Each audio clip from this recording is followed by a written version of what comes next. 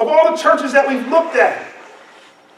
He says, churches are dwindling. He says, I don't understand. And I started sharing with him. I said, yes, every major denomination is in decline.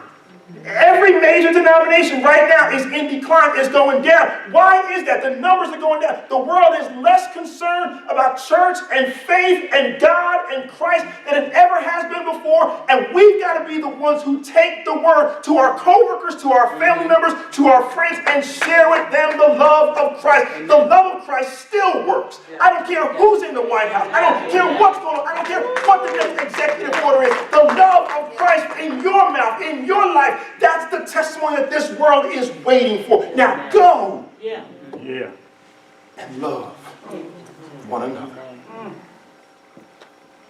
The stranger on the bus stop, the guy we've been passing every morning at the post office, the person that we see, the person that we know, the person that we don't know, the single mother in our family, the single father in our family, the person that's struggling. We know they're struggling, but we're so busy in our own lives.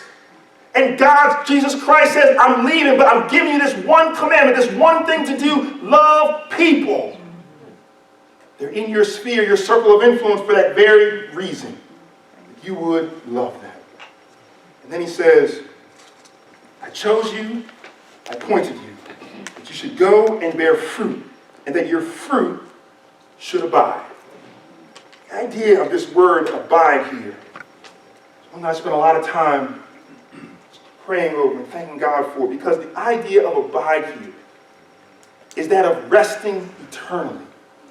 That of waiting and resting and being apart eternally. The fruit that we bear has to be eternal fruit, is lasting fruit. It always amazes me. We spend so much time in these sports activities, going up to the playoffs, going up to the championship, but a day after, you can't even find any more mention of it. Just to remind you, the Patriots won the Super Bowl.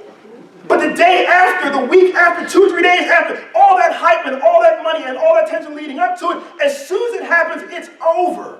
We're on to the next thing. Jesus Christ here is telling us that the fruit that we produce has to abide. It has to last. It has to be eternal. Let me ask you a question.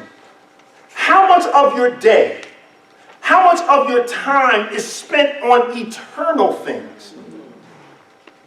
How much of your worrying, how much of your thoughts are towards eternal, long-lasting things that will last forever and ever?